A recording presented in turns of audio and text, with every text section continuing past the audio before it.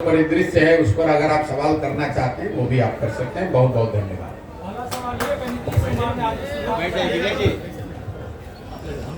बोलिए। माइक से पूछिए, बिल्कुल इत्मीनान से पूछिए, कोई घबराहट नहीं, 1 घंटा बैठे। बोलिए। बिहार में राजनीतिक घटनाक्रम के तहत नीतीश कुमार ने महागठबंधन सरकार से इस्तीफा दिया है और एनडीए के साथ सरकार बनाने वाले हैं, इसमें क्या कहें?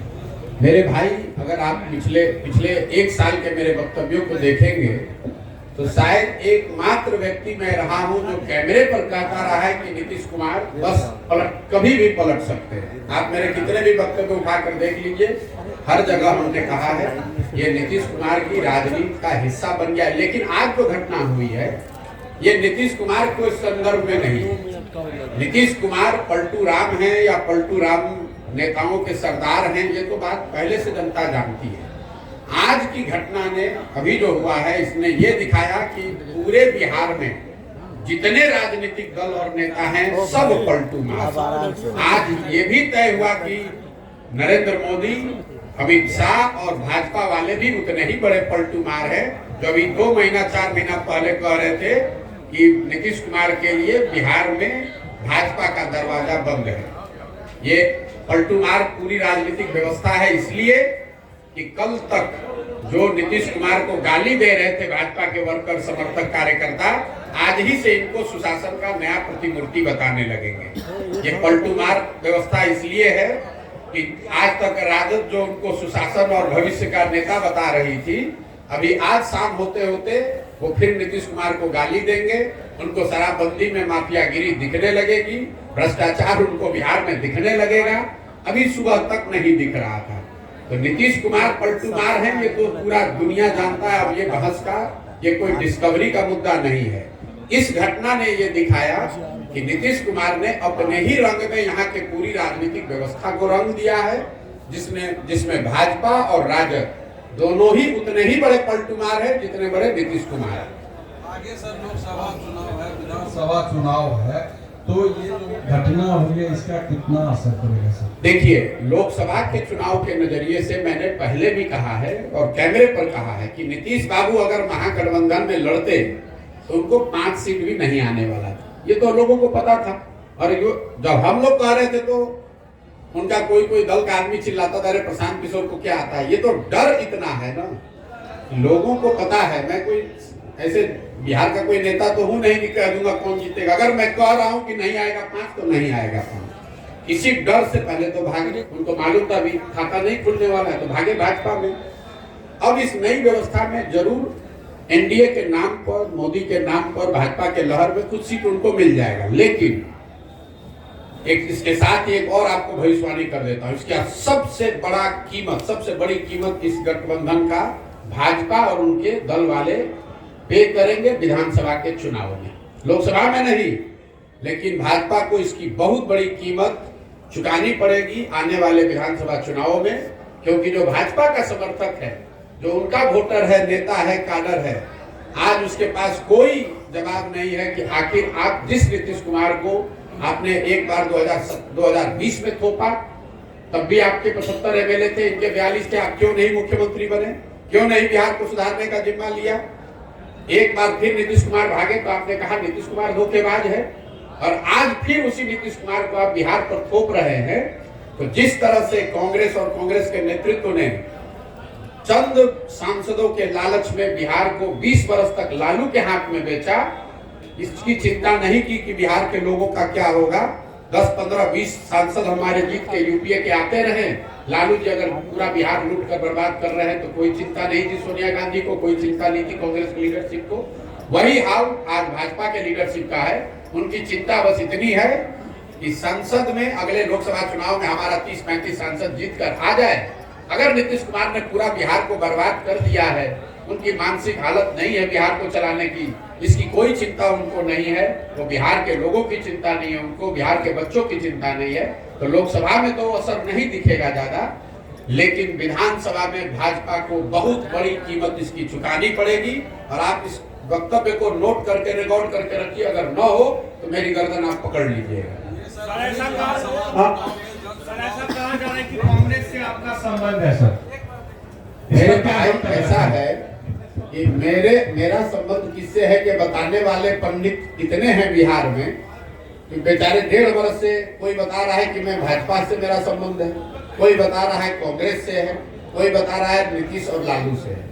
मेरा संबंध इस देश में ज्यादातर बड़े नेताओं और दलों से रहा है, लेकिन पिछले 2 वर्ष से जब से मैंने वो काम छोड़ दिया, मैंने एक ही संबंध बनाया और उसको निभाने की कोशिश कर रहा हूँ। वो है संबंध बिहार की जनता से। मेरा संबंध बिहार की जनता से है और मैं पूरी तरीके से कृत संकल्पित हूँ कि ये जो चला रहे हैं ये लोग, लालू नीतीश भाजपा, ये जो रिवॉल्विंग डोर चला रहे हैं, जिसका जब मन है वो बैठ जाता है, इनका सामूहिक खात्मा अगले 2 वर्ष में बिहार की जनता की मदद से कराकर आपको दिखाएंगे। आप हमेशा मौजूदा सरकार पर हमला बोलते हैं। आपने कहा कि 2 साल पहले तक संबंध था बड़े बड़े नेताओं से, तो चीजों को बदल सकते थे, आप उनको सुझाव दे सकते थे कि इस तरह से बिहार को चलाना है, ये योजना लाइए, ऐसे करिए, बिहार डेवलप होगा, ये कर सकते थे। बिल्कुल कर सकते थे, किया भी। 2015 में बिहार की राजनीति से मेरा कोई लेना देना कभी नहीं रहा, लेकिन 2015 में जब यहाँ मैंने नीतीश कुमार की मदद की तो उसके साथ साथ 7 निश्चय का कार्यक्रम भी बनवाया, बिहार विकास मिशन की परिकल्पना भी की, लेकिन हम कोई मंत्री नहीं बने, हम यहाँ कोई ओहदा लेके नहीं रहे, हम तो चले गए। उसके बाद यहाँ पर उसको करने की जिम्मेवारी नीतीश सरकार की थी, और अगर उन्होंने नहीं किया तो हम ही यहाँ वापस आकर वो गलती सुधारने का या इसको बेहतर करने के लिए भी अपना घर परिवार काम धंधा छोड़कर हम ही पसीना बहा रहे हैं। आप नहीं कर रहे हैं, आप उस समय भी सवाल कर रहे थे, आज आप भी सवाल कर रहे हैं। हम ही आज आकर अपने जीवन का सब कुछ दांव पर लगाए हैं कि अगर इनको सलाह देने से नहीं सुधरा तो हम खुद उतरकर जनता को सलाह देकर इस काम को करेंगे। चुनावी मोड में प्रशांत किशोर कब आएंगे? बिल्कुल चिंता मत कीजिए, जब समय आएगा मैं चुनावी मोड में भी आऊंगा और आपको उसका असर भी दिखेगा। आपको नहीं दिखा, एक एमएलसी का चुनाव हमने अभी कराया निर्दलीय अफाक अहमद का, आज से 6-8 महीना पहले। उसमें एक ओर से महागठबंधन के उम्मीदवार थे, 30 वर्ष के जीते हुए एमएलसी, उनकी मृत्यु हुई तो उनका लड़का लड़ रहा था, और वहां के 5 भाजपा के सांसद लगे हुए थे अपने कैंडिडेट को जिताने में। ये सर जीता कौन? जनसुराज समर्थित आदमी। आप इस पर भरोसा रखिए, इतना हमें ज्ञान है कि यहाँ चुनाव कब होगा। जब चुनाव होगा तो आप जनसुराज को, प्रशांत किशोर को चुनाव के मोड में भी देखेंगे और इन लोगों का सबका खटिया खड़ा करते हुए भी आप देखेंगे। ये लोकसभा चुनाव में इंडी अलायंस का क्या भविष्य देखते हैं? नीतीश जो इसके सूत्रधार थे, नीतीश कुमार, वो खुद चले गए। पहले बात तो आप ये समझिए कि नीतीश कुमार कभी इसके सूत्रधार थे नहीं। ये तो अपने से आप लोग, कुछ बिहार के पत्रकार और जदयू के कुछ बड़बोले नेता अपने आप को संयोजक, सूत्रधार, पता नहीं प्रधानमंत्री का फेस क्या क्या बता रहे हैं। आप मेरे वक्तव्यों को पिछले 1 साल से सुनिए। मैं बार बार कह रहा हूं कि पहली बात, इंडिया अलायंस जिस तरीके से बना है, जिस तरह के उसमें प्रयास हुए हैं, मैं ऐसा नहीं समझता हूं कि उससे उनको कोई बहुत सफलता मिलेगी। इसलिए नहीं मिलेगी, ना उनके पास कोई नैरेटिव है, ना कोई पब्लिक से कॉन्टैक्ट है, ना जमीन पर कोई काम हो रहा है, ना कोई उनके लिए नया प्रयास हो रहा है, ना आपस में उनकी सामंजस्यता है, ना कोई चेहरा, ना कार्यक्रम, तो कैसे आपको सफलता मिलेगी? दूसरी बात, अगर जो भी उनकी ताकत है इंडिया अलायंस की, उसमें नीतीश कुमार का क्या था भाई? पटना में एक बैठक होने से आप लोग कह रहे हैं कि नीतीश कुमार ही इसके सूत्रधार है। इंडिया अलायंस में सबसे बड़ा दल कांग्रेस है, दूसरा सबसे बड़ा दल तृणमूल है, तीसरा सबसे बड़ा दल डीएमके है।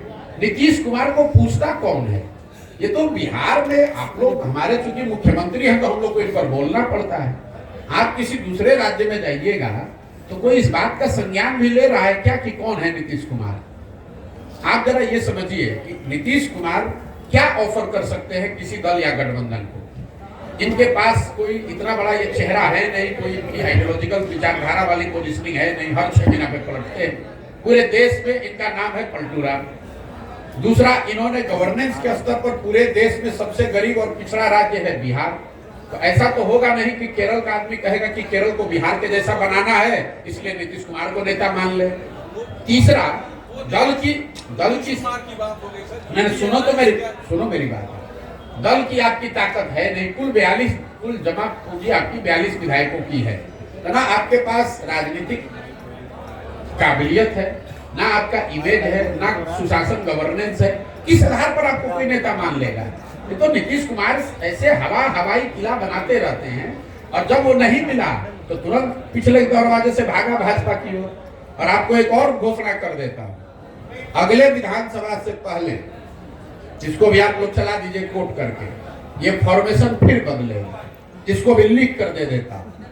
आज जिस फॉर्मेशन में बिहार में व्यवस्था है, जिसमें नीतीश कुमार चेहरा है, बीजेपी सपोर्टर की भूमिका में है, और दूसरे साइड आरजेडी है और बाकी लोग उनको सपोर्ट कर रहे हैं, इस फॉर्मेशन में विधानसभा का चुनाव नहीं होगा। कौन कहा? पिछली बार भी मैंने कहा था कि ये जो महागठबंधन और भाजपा बना है, इसमें अगला चुनाव नहीं होगा, ऑलरेडी टूट गया। फिर अभी घोषणा कर देता हूं, ये भी टिकने वाला नहीं है। अगले विधानसभा से पहले आपको बहुत बड़ा उलटफेर बिहार की राजनीतिक परिदृश्य में, पूरी इकोसिस्टम में देखने को मिलेगा, और ये लोकसभा चुनाव के 6 महीना के अंदर आपको दिखेगा। प्रशांत जी, सबसे पहले बात ये महत्वपूर्ण कि आप जो सर्वे करवाया या लोगों की जनभावना को जो समझा कि 55% लोग इस राजनीतिक व्यवस्था से जुड़े हुए हैं। 2 बरस पहले थे, आज की घटना के बाद तो बढ़ के 60-65 हो गया होगा। इस बात में बहुत दम है, आपके इस बात में बहुत दम है। उस 55% लोगों को कोई विकल्प नहीं मिलेगा। अब जो विकल्प देने की एक बात हो रही है, क्या उस विकल्प में फिर वही जातवाद या वही पूंजीपति वर्ग आएंगे जो इस तरह का? देखिए, विकल्प जो बनाने की बात है, अगर वो विकल्प मैं बनाता या कोई 10, 15, 25, 50 व्यक्तियों का समूह बनाता, कोई जाति विशेष के लोग बनाते, कोई धर्म विशेष के लोग बनाते, कोई परिवार के लोग बनाते, तो आपकी बात सही हो सकती थी। इसीलिए तो ये प्रयास किया जा रहा है कि विकल्प बनाने के लिए मैं जितना बड़ा प्रयास कर रहा हूँ, 2-2.5 बरस गांव पैदल चल के एक व्यक्ति से मिलकर विकल्प बनाने का प्रयास करें, ताकि जब ये नया दल बने, विकल्प बने, तो दल प्रशांत किशोर का ना हो, किसी जाति विशेष, किसी परिवार का ना हो, पूरे बिहार के लोगों का हो, जो लोग पूरी तरीके से इस बात से कन्विंस है, जो आपने कहा, इस बात में दम है कि बिहार में नया विकल्प चाहिए।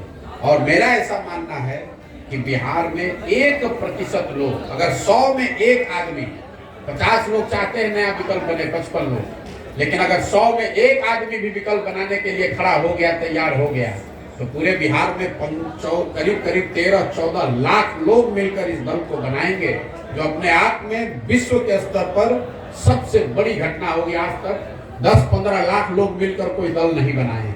ये प्रयास हम कर रहे हैं कि लाखों लोग, 10 लाख लोग से ज्यादा लोग मिलकर इस दल की स्थापना करें, ताकि वो किसी एक व्यक्ति का दल ना हो, उसको लोकतांत्रिक तरीके से बनाया जाए। जो लोग इसको बनाए वो तय करें कि इस दल का नाम क्या होना चाहिए, वो लोग तय करें कि इस दल का संविधान क्या होना चाहिए, वो सारे वर्गों का दल हो, सारे लोगों, सारे जातियों का दल हो, सारे बिहार के उन लोगों का दल हो जो चाहते हैं कि बहुत हुआ, अब नहीं सह सकते हैं, अब हमें नया विकल्प चाहिए।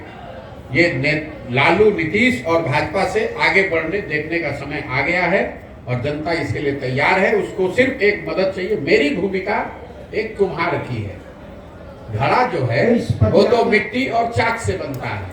मिट्टी और चाक बिहार में तैयार है, फैला पड़ा हुआ है। मुझे उसको एक साथ करके सही मात्रा में पानी डालकर गूंदकर चाक पर थोड़ा सा सहारा देंगे, अपने आप को खड़ा होकर आएगा और आपको नया विकल्प बिहार में दिखेगा। और 2 बरस में बिहार में जो ये व्यवस्था बनेगी, पूरा देश इसको देखेगा कि जो बिहार के लोगों ने करके दिखाया है। आज पूरे देश में हम लोग की हंसी उड़ाई जा रही है। ये नीतीश कुमार पलटू राम के चक्कर में पूरे देश में लोग हंस रहे हैं कि भाई बिहार में क्या हालत है। मैं चाहता हूं कि बिहार के लोग इससे सीखें और ऐसी व्यवस्था बनाएं कि पूरा देश खड़ा होकर कहे कि नहीं, जिस बिहार के लोग को हम लोग बेवकूफ, अनपढ़ जातियों में बटा हुआ मानते थे, उसी बिहार के लोगों ने मिलकर वो व्यवस्था, वो दल बनाया है जो देश के लिए अनुकरणीय है। पदयात्रा के दौरान 13 जिला की आपने पदयात्रा पूरी की। इस पदयात्रा के दौरान ऐसे चेहरा चिन्हित हुए आपके नजर में जिनको आप पदयात्रा से पहले लक्ष्य ये था कि हर प्रखंड से 20 ऐसे लोगों को चुनकर निकाला जाएगा जो इसके संस्थापक सदस्य बनेंगे, जो दल को बनाने वाले बनेंगे। अभी तक पदयात्रा का अनुभव है, हर प्रखंड से करीब 2500 इसको नोट कर लीजिए, 2500 लोग जन स्वराज के संस्थापक सदस्य बन रहे हैं या बनने के लिए इच्छुक है या वो बनाया जा रहा है। जब मैं बेगूसराय से निकलूंगा तो यहाँ से करीब करीब हर प्रखंड में 2 से 2500 लोग जन स्वराज के आपको मिलेंगे, जो किसी दूसरे दल के मुकाबले बड़ी ताकत है और इसीलिए इतना समय इसमें लग रहा है। और आप जो देख रहे हैं, इतनी बड़ी जो व्यवस्था है, इतने हजारों लोग जो इसमें पैदल चल रहे हैं, यही लोग हैं जिनमें से चुनकर वो निकाला जा रहा है। और यात्रा खत्म होने के 15 दिन के अंदर जिले में, अनुमंडल में, प्रखंड में और पंचायत में आपको पूरी जन स्वराज के संगठन के लोग, संगठन, ऑफिस, कार्यालय सब आपको 15 दिन में दिखने लगेगा। बिहार में लंबे समय से आरजेडी और जेडीयू का जो है शासनकाल चल रहा है, लेकिन आखिर बिहार बदलेगा कैसे? क्या उसका चेहरा कहीं प्रशांत किशोर जी तो नहीं? बिहार तब बदलेगा जब बिहार के बच्चों का चेहरा लोगों की प्राथमिकता बन जाए। मोदी के चेहरे पर वोट बंद हो जाए, लालू के चेहरे और मोदी के और नीतीश के और प्रशांत किशोर के चेहरे पर नहीं। जिस दिन लोग अपने बच्चों के चेहरे को देखकर वोट देने लगेंगे, उस दिन बिहार बदलेगा। जिस दिन लोगों को इस बात का एहसास होगा कि मोदी को वोट देने से बिहार में बेरोजगारी खत्म नहीं हुई, हमारे बच्चों का पलायन नहीं रुका, उस दिन बिहार बदलेगा। जिस दिन लोग जाति वालों को वोट देने से पहले उनसे ये सौदा करेंगे कि हमारे बच्चे को पढ़ाई रोजगार दोगे तब तुम्हें वोट दूंगा, तब बिहार सुधरेगा। प्रशांत किशोर को वोट देने से, जन स्वराज को जिताने से बिहार नहीं बदलेगा। लोगों को अपने स्वभाव में, अपनी समझ में फर्क लाना पड़ेगा, तब बिहार बदलेगा। वरना अगर कल जन स्वराज जीत जाए, प्रशांत किशोर बैठ जाए, तो भी हम काम नहीं करेंगे। क्योंकि बंधुआ मजदूरी जो है, राजनीतिक बंधुआ मजदूरी बिहार की सबसे बड़ी समस्या है। कोई जाति के आधार पर बंधुआ मजदूर है, कोई धर्म के आधार पर बंधुआ मजदूर है, कोई लालू के डर से भाजपा का बंधुआ मजदूरी कर रहा है, कोई भाजपा के डर से लालू का बंधुआ मजदूरी कर रहा है। तो जब बिहार में राजनीतिक बंधुआ मजदूरी से हम लोग अपने आप को आजाद कर लेंगे, बिहार में परिवर्तन होगा। और आप देखेंगे कि अगले 10 वर्ष में हम लोग के जीवन काल में वो समय भी आएगा जब बेरोजगारी और पलायन छोड़िए, 10 वर्ष में, मैं आपको लिख कर दे रहा हूँ, हम लोग वो समय देखेंगे जब दूसरे राज्यों से लोग बिहार में नौकरी रोजगार करने आएंगे। ये विजन और ये सपना लेकर ये प्रयास कर रहे हैं। तो फिलहाल सर महागठबंधन सरकार ने भी रोजगार दिया है बाहर के लोग, किसको दिया है? ये पहले तो आप लोग कुछ थोड़ा भी अपना रिसर्च करके नहीं आते। आपने कहा कि महागठबंधन सरकार ने लोगों को रोजगार दिया है। कैसे दिया है? 2 लाख शिक्षकों की बहाली की आप बात कर रहे हैं। इतना बड़ा फ्रॉड है ये। इसमें आधे से ज्यादा लोग वो थे जो पहले से शिक्षक थे, वो नियोजित शिक्षक थे, अब उनको राज्यकर्मी बना दिया गया। तो ये नया रोजगार नहीं है। दूसरा, जो नए लोगों को मिला पढ़ाई का साधन, उसमें भी आधे से ज्यादा लोग बिहार के बाहर के लोग। नीतीश कुमार बेवकूफ आदमी खड़ा होकर खुद ही गिना रहा है कि 12-13 राज्यों के लोग आकर यहाँ शिक्षक बने हैं जरा, लेकिन उसकी हिम्मत नहीं है उस सरकार की वो संख्या जारी करके बता दे कि कितने बिहार के नए लड़कों को शिक्षकों की नौकरी मिली है। 50% से ज्यादा लोग का सर्विस कंडीशन बदला गया है, नया रोजगार नहीं मिला है। और जो 50% के आसपास नए लोगों को शिक्षकों के तौर पर नियुक्त किया गया है, उसमें से ज्यादातर लोग बिहार के बाहर के हैं। ये महागठबंधन, तेजस्वी, नीतीश, लालू, इनका सोच है कि हमारे बच्चे जाकर बाहर मजदूरी करें, ठेला लगाएं, सब्जी बेचें और दूसरे राज्य के लोग आकर बिहार में 50,000 रुपया के शिक्षक का काम करें। ये इनकी दूरदर्शिता दिखाता है। ये प्रधानमंत्री बनने के लालच में अपना देश में इमेज बना रहे थे नीतीश कुमार कि हम पूरे राज्य में यूपी के और गुजरात के लोगों को नौकरी देंगे बिहार में, तो सब लोग कहेगा कि नीतीश कुमार बहुत बड़ा नेता है। ये आदमी अपनी कुर्सी और अपनी महत्वाकांक्षा के लिए बिहार के किसी भी वर्ग का, किसी भी व्यक्ति का कुछ भी बेचने को तैयार है। ये बिहार की जनता देख रही है कि नीतीश कुमार, आज के नीतीश कुमार अपनी कुर्सी बचाने के लिए, अपनी महत्वाकांक्षा के लिए कुछ भी कुर्बानी देने को तैयार है। बिहार के लोगों की बलि चढ़ जाए, इस आदमी को कोई चिंता नहीं है। सर अपने पश्चिमों में महात्मा गांधी जी को रखने का क्या मतलब है? अब इस देश में, इस धराधाम पर, इस धरती पर महात्मा गांधी से बड़ा सामाजिक, राजनीतिक चिंतक, विचारक, आइकॉन तो पूरे देश में कोई बना नहीं। तो अगर गांधी को लेकर नहीं चलेंगे तो किसको लेकर चले? आप बता दीजिए, गोडसे को लेकर चले? मेरे भाई, गांधी ही वो सोच है, गांधी ही वो विचारधारा है, गांधी ही वो आइकन है जो आज की इस परिस्थिति से हम लोग को बाहर निकाल सकते हैं। इसी सोच को साथ में लेकर समाज के सभी वर्गों को जोड़ा जा सकता है। इसी सोच और उन्हीं के बताए हुए रास्ते पर चलकर बिहार को राजनीतिक बंधुआ मजदूरी से आजादी दिलाई जा सकती है। गांधी ने अपने विचारों से, अपने कार्य से, अपने आचरण से, अपने प्रयास से देश को आजाद कराया। बिहार अभी जरूरत है कि बिहार के लोग उन्हीं गांधी के मार्ग पर चलकर, उन्हीं के बताए रास्ते को फॉलो करके राजनीतिक बंधुआ मजदूरी से अपने आप को आजाद कराए। सर, आप कहते हैं कि युवाओं को और पढ़े लिखे लोगों को राजनीति में आना चाहिए, लेकिन जन स्वराज में आपके अलावा तो कोई और चेहरा नहीं दिखता। क्योंकि आपको चेहरे देखने की आदत है। बिहार में आपको चेहरा खोज रहे हैं। जो यहाँ जितना बड़ा क्रिमिनल है, बदमाश है, ठग है, शराब का व्यापारी है, जो रोज दल बदलता है, वो आपको बड़ा चेहरा दिखता है। और जो हजारों जमीन से जुड़े हुए लोग जन स्वराज में जुड़ रहे हैं, उसको आप चेहरा नहीं मानते हैं। वो सब आदमी, हमने अभी बताया कि करीब 2500 लोग हर प्रखंड से जुड़ रहे हैं। तो आपके लिए वो सब लोग उड़ीसा के हैं, लेकिन वो लोग तो कहीं दिख नहीं रहे हैं। कहाँ नहीं दिख रहे? आपका बस और बस आप ही दिख रहे हैं। भैया, कहाँ नहीं दिख रहे? एक दिन भी चले पदयात्रा में? पदयात्रा में एक दिन भी चले हो? एक दिन भी आपने पदयात्रा को कवर किया? ये बाहर जो लड़के, सैकड़ों लड़के बैठे हुए हैं, ये इसलिए आपको नहीं दिख रहा है कि क्योंकि ये किसी विधायक के लड़के नहीं।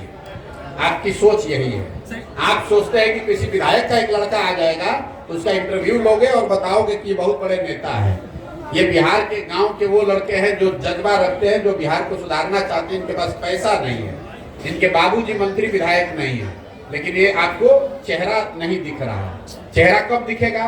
कोई बहुत बड़ा क्रिमिनल हो, उसका लड़का यहाँ बैठेगा तो आप कहिएगा कि बहुत बड़ा चेहरा है। कोई विधायक का लड़का आके यहाँ बैठेगा तो उसका बहुत बड़ा चेहरा बताइएगा। और ये सैकड़ों लड़के जो अपना जीवन खपाकर बिहार को सुधारने के लिए इसमें जुड़ रहे हैं, ये आपके लिए चेहरा नहीं है। सर, आपने बात की सर शिक्षा में सुधार की, नेता 2014 में जैसे आपने लोकसभा में भाजपा के लिए काम किया जी, इसके बाद आप जो है जदयू में उपाध्यक्ष पद पर भी रहे। तो 2014 में जो लोकसभा का चुनाव हुआ था उसमें आपने भाजपा के लिए काम किया। जब आपका वहां मनोकामना पूर्ण नहीं हुई तो फिर आपने जदयू में काम किया। और जदयू में काम करने के बाद आपको क्या लगता है कि दोनों की पार्टी में आपने काम किया? संभवतः शायद जो अन्य पार्टी में भी आपने प्रयास किया और ये प्रयास में जब सफलता नहीं मिली है, तब आपने जन स्वराज की जो है पार्टी का जो पद यात्रा प्रारंभ की, इस पर क्या कहना चाहिए? मेरे भाई, आपका इतना ज्ञान है कि आपके ज्ञान ने हमको आह्लादित कर दिया। आपको दो ही याद है, हम 2014 में नहीं, 2012 में भाजपा का गुजरात में मदद किए, 2014 में उनके लिए काम किया, 2015 में नीतीश कुमार को यहाँ मदद किया। उसके बाद पंजाब में, तेलंगाना में, आंध्र प्रदेश में, तमिलनाडु में, महाराष्ट्र में, दिल्ली में, बंगाल में, 10 राज्यों में हमने लोगों की मदद की है। तो पहले तो अपना जानकारी पूरा कर लीजिए। और जो काम हमने किया है वो डंके की चोट पर किया है, चोरी नहीं किया, किसी का लूटा नहीं है। अपने दिमाग से, अपने परिश्रम से, अपने ताकत से, अपने लिए, अपने समाज के लिए, बिहार के लिए कुछ नाम ही अर्जित किया है। दूसरी बात, हम किसी मुख्य, हमारा जो काम है वही हमारी पहचान है। आज आप लोग ये 70 लोग आए हैं इंटरव्यू लेने, इसलिए नहीं कि हम पैदल चल रहे हैं, इसलिए कि आप 10 वर्ष का मेरा काम जानते हैं। अगर हमने वो काम नहीं किया होता तो जैसे अभी भाई साहब बता रहे थे कि कोई चेहरा नहीं दिख रहा है, आपको भी हम इसी बेगूसराय से गुजरते तो आप कहते ही कौन है। तो 10 वर्ष किए हैं काम, तभी आप आए हैं। हम किसी मुख्यमंत्री प्रधानमंत्री के लड़के नहीं हैं कि पैदा हुए और कहे कि अब हम हैं तारनहार सबके, इसीलिए वो काम किया। आपने कहा कि हमारी मनोकामना पूर्ण नहीं हुई, हमारे मन की कामना आपको मालूम है, इसके लिए तो आपको धन्यवाद करना चाहता हूँ। लेकिन जहाँ तक देश जानता है, उस 10 वर्ष में इस देश में, उस विधा में हमसे बड़ा नाम तो किसी का नहीं था। चाहते जीवन भर वही काम करते, लेकिन जब वो ताकत, वो पहचान, वो शक्ति बनी, जब अनुभव पूरा हुआ तो उसको लेकर यहाँ आए हैं। और 2 वर्ष से सब कुछ छोड़कर अपने जीवन का खेत में रहते हैं, गांव में चलते हैं, 2 वर्ष से रात दिन एक किए हुए हैं। कि यहाँ की स्थिति को सुधारने का प्रयास किया जाए। आपने कहा उस दल को किया, उस दल को किया। अगर उस दल में वो सब कुछ सही होता ही तो फिर हमको नए प्रयास की जरूरत क्या है। लेकिन दो ही, अगर आप कोई प्रयास करते हैं उसमें आपको सफलता नहीं मिली तो आपके पास दो विकल्प हैं, या तो आप थक हार के बैठ जाइए कि भाई हो नहीं सकता है, दूसरा ये है कि उससे और बेहतर प्रयास कीजिए। तो हमारी गिनती आप दूसरे वाले में रखिए। हमने यहाँ प्रयास किया कि नीतीश को मदद करके 7 निश्चय बनाकर बिहार विकास मिशन बनाकर बिहार को सुधारा जाए। नहीं सुधरा तो उससे बड़ा प्रयास कर रहे हैं, लेकिन प्रयास तो कर रहे हैं ना, यहाँ बैठ के खाली टिप्पणी नहीं कर रहे हैं। दिल्ली में बैठकर बिहार पर टिप्पणी नहीं करता हूँ मैं। जब मैं बिहार में नहीं था तो देश भर के पत्रकार अगर बात करते होंगे, देश विदेश की राजनीति पर चर्चा करते थे, बिहार पर नहीं बोलते थे। बिहार पर तब बोलते हैं जब 2 बरस से बिहार के गांव-गांव में अपना पूरा जीवन लगाए हुए। बाहर के केरल में क्या हो रहा है, इंडिया अलायंस में क्या हो रहा है तो पूछते हैं, तब भी लिमिटेड बात ही बोलते हैं, हमको उससे कोई लेना देना नहीं। तो हम यहाँ आए हैं ये सोच समझकर अपने 10-15 बरस के अनुभव के आधार पर कि अगर बिहार में सुधार करना है तो बिहार में समाज के स्तर पर प्रयास होना चाहिए, और वो प्रयास ईमानदारी से कर रहे हैं। सर रियली सॉरी टू से, मैं कंटिन्यूसली आपको सुनता रहता हूँ और अभी मैं बहुत बेतुका सवाल पूछने जा रहा हूँ। मतलब अरे आपका हक है पूछने का, बेतुका बस उसी हिसाब से पूछने जा रहा हूँ, मास कॉम के एथिक्स एंड नॉर्म्स के अकॉर्डिंग, कि अभी तक आपने सारे सवालों पे प्रॉपरली हमें आंसर किया, डिस्क्राइब किया, बट इनकम टैक्स का पार्ट नहीं है, बट ये जो फंडिंग आ रही है जन सुराज को लेकर वो कहाँ से आ रही है? क्या ये क्राउड फंडिंग का? मेरे भाई ऐसा है, आपने कहा कि आप उनको सुनते रहे, आपने सुना नहीं है कभी, क्योंकि जिस दिन से हम ये पद यात्रा चला रहे हैं उस दिन से हर प्रेस वार्ता में आप पहले बेतुका पूछने वाले नहीं हैं। ये बेतुका सवाल नहीं है, तो बिल्कुल सही सवाल है। हर प्रखंड में पत्रकार वार्ता में लोग ये पूछते हैं कि इसके लिए पैसा कहाँ से आ रहा है। उसका जवाब ये है कि ये पैसा वहां से आ रहा है जिनको पिछले 10 वर्षों में हमने राजनीति के क्षेत्र में आगे बढ़ाने में मदद की है, कंधा लगाया है। आज इस देश में 5 से ज्यादा ऐसे राज्य हैं जहां उन लोगों की सरकारें हैं जिनको सरकार बनाने में, जीतने में हमने कंधा लगाया है। कई लोगों को ये लगता है कि अच्छा जिस पार्टी को जिताया है वो पैसा दे रहा है, नहीं, पैसा वो कोई नेता नहीं देता है, कोई दल नहीं देता है। लेकिन जिस राज्य में भी आप किसी को सरकार बनाने में मदद करेंगे उस राज्य में सैकड़ों ऐसे लोग होते हैं जो प्रशांत किशोर को जानते हैं, जिनको हमारी समझ पर भरोसा है, जिनको हमारे प्रयासों में यकीन है, लोग वो मदद कर रहे हैं। उन राज्यों में जहां मैंने काम किया पिछले 10 साल में, जहां की व्यवस्था को, सरकार को बनाने में हमने कंधा लगाया, उस व्यवस्था से, उन दलों से, उन नेताओं से जुड़े हुए जो लोग हैं वो लोग पैसा दे रहे हैं और उसी पैसे से ये पूरा अभियान चलाया जा रहा है। सर एक सवाल है, एक बात, आप ये बेतुका सवाल अगली बार जदयू से और राजद से भी जरूर पूछिएगा। पत्रकार और मास कॉम के एथिक्स की आपने बात की है, मैं एक बार अपना फुटेज हमको दिखा दीजिएगा जिसमें आप ये पूछ रहे हो तेजस्वी यादव से कि राजद को राजनीति करने के लिए पैसा कहां से आता है, अपना बर्थडे एरोप्लेन, चार्टर्ड प्लेन में मनाने के लिए पैसा कहां से आता है, नीतीश कुमार को धंधेबाजी करने के लिए पैसा कहां से आता है। ये सवाल अगर आपने नीतीश कुमार से पूछा होता तो मुझे और खुशी होती, लेकिन आप हमसे सवाल पूछिए, आपका हक है, हमको जवाब देना भी चाहिए, लेकिन ये जवाब सबसे मांगा जाना चाहिए, सिर्फ जनसुराज से। दूसरा न दे तो भी मैं दूंगा, सुनिए, दूसरा कोई न जवाब दे फिर भी मैं जवाब दे रहा हूं, लेकिन पत्रकार होने के नाते आप गिरिराज सिंह से भी पूछिएगा, यहाँ पर डॉक्टर तनवीर से भी पूछिएगा और नीतीश कुमार, लालू यादव से भी पूछिए, तेजस्वी यादव से, कि आप लोग जो राजनीति करते हैं, प्रशांत किशोर तो कह रहे हैं कि दूसरे राज्य में जिसका मदद किए थे वो पैसा दे रहा है, और बिहार में तो कम से कम कोई खड़ा होकर माई कलाल नहीं कह सकता है कि हमने 1 रुपया भी किसी से लिया है जीवन में। लेकिन राजद और जदयू को पैसा कौन दे रहा है, इस पर भी मैं सोचता हूं कि पत्रकारों को इतनी हिम्मत तो जरूर होनी चाहिए कि एक बार पूछ के तो दिखाइए। सर पत्रकार अपने जवाब तो आपको जीवन में नहीं मिलेगा, सुनिए ऐसा है, जवाब तो आपको जीवन में नहीं मिलेगा, लेकिन इतनी हिम्मत दिखाइए। लालू, नीतीश, तेजस्वी से तो आप पूछ भी नहीं पाइएगा क्योंकि वो आपको पूछने नहीं देंगे। कम से कम उनके जिला अध्यक्षों से पूछिए कि तुम्हारे पास पैसा कहां से आया। नहीं, आपका जवाब आपका जवाब एक सकारात्मक पहलू है। यह जवाब सवाल जानबूझकर पूछा गया था। ये एक सकारात्मक पहलू है जन स्वराज के पद यात्रा से संबंधित। बिल्कुल, मैंने ये भी कहा है, बिल्कुल आपका स्वागत है। मैंने ये भी कहा है कि जब जन स्वराज अभियान खत्म होगा तो इस पूरे अभियान पे जो खर्च हुआ इसका बाजाबता पूरा डिटेल जारी करेंगे कि एक एक रुपया कहां से आया और बैंक के माध्यम से कैसे खर्च हुआ। आपको क्या लगता है कि जिस देश में अभी आप एक छोटा सा मुखिया का चुनाव लड़ते हैं तो आपको प्रतिद्वंदी आपको चलने नहीं देता है। हम आज 16 महीना से इतना बड़ा अभियान चला रहे हैं, हम एक गलती करेंगे ये लोग हमको छोड़ देगा, हमको जिंदा गाड़ देगा। अभी तक उसको कोई उपाय ही नहीं है, उसको कोई उपाय नहीं, क्योंकि उसको मालूम है कि हम पर हाथ नहीं रख सकता। हम आज तक किसी पब्लिक ऑफिस में नहीं रहे हैं, किसी से धंधेबाजी नहीं करते हैं, पैसा नहीं लेते हैं, अपनी विद्वता से अपने अनुभव से लोगों की मदद की है और उनसे कह रहे हैं कि मदद करो। देश के सबसे गरीब और पिछड़े राज्य में लोगों की व्यवस्था, उनकी जिंदगी सुधारने के लिए प्रयास कर रहे हैं, मदद कीजिए और लोग मदद कर रहे हैं। सर एक सवाल है मेरा, आप सर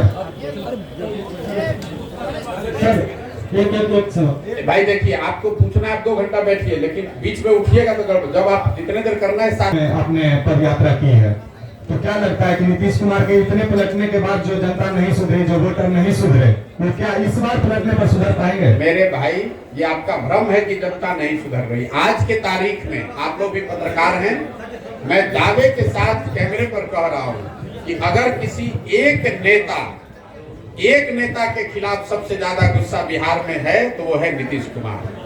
आप किसी भी वर्ग से बात कीजिए, किसी सामान्य नेता से, पब्लिक से, उनके अपने सपोर्टर, वोटर और पार्टी के नेताओं से बात कीजिए, हर आदमी नीतीश कुमार के लिए आज अपशब्द और गलत बात कह रहा है।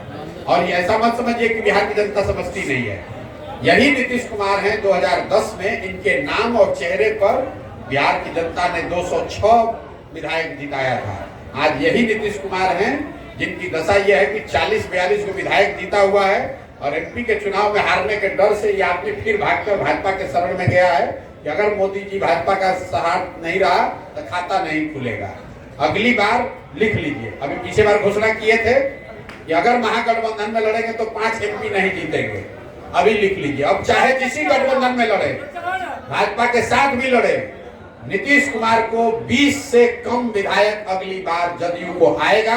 अगर नहीं आया तो मैं राजनीति से संन्यास ले लूंगा। इस आदमी को, जदयू को 20 विधायक नहीं आएगा, चाहे वो भाजपा के साथ लड़े, महागठबंधन के साथ लड़े कि किसी के साथ लड़े। बिहार की जनता इतनी बेवकूफ नहीं है, जनता इतनी व्याकुल है आज कि वोट किसी को दिया। ये आदमी पलट के, आप समझिए जनता आज कितना असहाय फील कर रही है, वोट किसी के नाम पर लिया। ये आदमी अपने आप को इतना चतुर समझता है, ये चतुर नहीं है, धूर्त है। नीतीश कुमार निहायत धूर्त आदमी है जो पूरे बिहार के 13 करोड़ जनता को धूर्तता से मूर्ख बनाकर उसको ठग रहा है और इसका पूरा सूद समेत हिसाब जनता अगले चुनाव में करेगी। लोकसभा और खाली छोड़ दीजिए। तो सर आपका नाम आ रहा है सरकार गिराने में। हम बोले थे कि जाकर उधर पलट जाओ। ये नीतीश कुमार इतना धूर्त है, जब महागठबंधन भागे तो कहा कि प्रशांत किशोर भाजपा के एजेंट हैं। आज जितने हमारे मुसलमान भाई हैं, भाजपा विरोधी जो लोग हैं बिहार में, उनको इसका चेहरा पहचानना चाहिए कि आदमी कितना बड़ा धोखेबाज है। सर 25 की भविष्यवाणी लगे रखकर बीजेपी को भविष्यवाणी तब करते हैं, भविष्यवाणी नहीं करते हैं। ये तो आप जानते हैं कि प्रशांत किशोर भविष्यवाणी नहीं करता है। सुनिए मेरी बात, मैंने जीवन में सिर्फ एक बार, बिहार आने से पहले सिर्फ एक बार भविष्यवाणी की थी, बंगाल के चुनाव को लेकर। जब पूरे देश के लोगों ने कहा कि भाजपा को 200 सीट आएगा तो हमने कहा कि इनको 100 नहीं आएगा और 100 से ज्यादा आएगा तो संन्यास ले लेंगे। भाजपा को आया 77। मैंने बिहार में आकर दूसरी घोषणा की कि नीतीश कुमार महागठबंधन में नहीं टिकने वाला, अगर टिक के लड़ेगा तो 5 एमपी नहीं आएगा। महागठबंधन से पहले छोड़कर भाग गए, 2 तो ठीक हो गया। अब तीसरी घोषणा अभी कर देते हैं। जिस फॉर्मेशन में भी नीतीश कुमार लड़े, अगले विधानसभा चुनाव में नीतीश कुमार की दल जदयू को, चाहे भाजपा के साथ लड़े, महागठबंधन में लड़े, अकेले लड़ जाए, 20 सीट नहीं आएगा। अगर आएगा तो ये आप लोग सब रिकॉर्ड कर रहे हैं, नोट करके रखिए। मैं जीवन में अपने काम से संन्यास ले लूंगा। बिहार की जनता के विद्वता पर मुझे इतना यकीन है। सर बिहार ये भाई हम जितना घोषणा कर रहे हैं उतने सुनो। सर बिहार में जो जातीय जनगणना हुई है, इसलिए उसको 20 से कम सीट आएगा नीतीश कुमार को, क्योंकि जनता ये सुनिश्चित करना चाहती है कि नीतीश कुमार को इतना कम सीट दो कि कोई गणित लगा के ये आदमी फिर से मुख्यमंत्री न बन जाए। सर बिहार में जो जातीय जनगणना हुई है, बिहार वासियों को कितना इससे क्षति भोगना पड़ेगा और क्या आप इसे सही मान रहे हैं या गलत? और लोकसभा विधानसभा में कितना प्रभाव देखिए पड़ेगा? नीतीश कुमार, लोग कोई कहता है कि भाजपा जात धर्म का कमंडल का राजनीति करता है, ये मंडल की राजनीति करते हैं। नीतीश कुमार ऐसा चालू आदमी है कि कमंडल और मंडल दोनों की राजनीति करना चाहते हैं। इनको कोई फायदा नहीं होगा। मैंने पहले भी कहा है, जातिगत सर्वे से नीतीश और लालू ने ये दिखाया कि उन्होंने अपना प्रमाण, अपना कीचड़ अपने मुंह पर लगाकर दिखाया कि 30 वर्ष से जिन जातियों के नाम पर वो राजनीति करते रहे हैं, उनके भलाई के लिए, उनके बेहतरी के लिए इन दोनों लोगों ने कुछ नहीं किया है। अगर उनकी हकमारी हुई है, जो कि आंकड़ों में दिख रहा है, इन्हीं के आंकड़ों में दिख रहा है, वो हकमारी किसने की है? पिछले 32 साल से तो लालू और नीतीश ही सत्ता में हैं। इन्होंने उनको कोई जगह नहीं दी, उनको कोई विभाग नहीं दिया, उनको संसाधन नहीं दिए, उनके बच्चों के पढ़ाई की व्यवस्था नहीं की, उनको रोजगार नहीं दिया, उनके नाम पर राजनीति की, उनके राजनीति पर कुर्सी पर बैठे। तो जनता उसको देख चुकी है। और अगर अभी तक जो लोग बता रहे थे कि जातिगत सर्वे इतना बड़ा मास्टर स्ट्रोक है कि नीतीश कुमार ही उससे, तो इनको भागने की जरूरत क्या पड़ी? हम तो ये बात पहले से घोषणा कर रहे हैं कि जातिगत सर्वे का इनको नुकसान होगा, क्योंकि सब ने देख लिया कि तुम जाति की बात करते हो, जाति की गणना करते हो, उसके लिए करते कुछ नहीं हो, मलाई मारते हो तुम और लालू जी। इसलिए भैया अगर इनको दम था तो अभी फिर सरकार बनाए हैं। किसी मुसलमान को बना दे होम मिनिस्टर, किसी अति पिछड़े को बना दे होम मिनिस्टर। तो कह रहे सर आप ही के इशारा पे तू तो बकवास कर रहे हो यार। मैं ये कह रहा हूँ कि अभी सरकार भाजपा, अभी तो लालू जी के साथ बनाए तो उसमें तो हक नहीं दिया। अब अगर भाजपा के साथ बनाए हैं तो अति पिछड़ों को, दलितों को नीतीश कुमार अपने पार्टी के किसी अति पिछड़ा को होम मिनिस्टर बना दे। मैं चुनौती दे रहा हूँ, किसी अपने पार्टी के दलित महादलित साथी को फिनांस मिनिस्टर बना दें, शिक्षा मंत्री बना दें। हम देखते हैं, अगर चुनौती दे रहे हैं, अगर बना दे तो मान जाएंगे। बहुत बहुत धन्यवाद।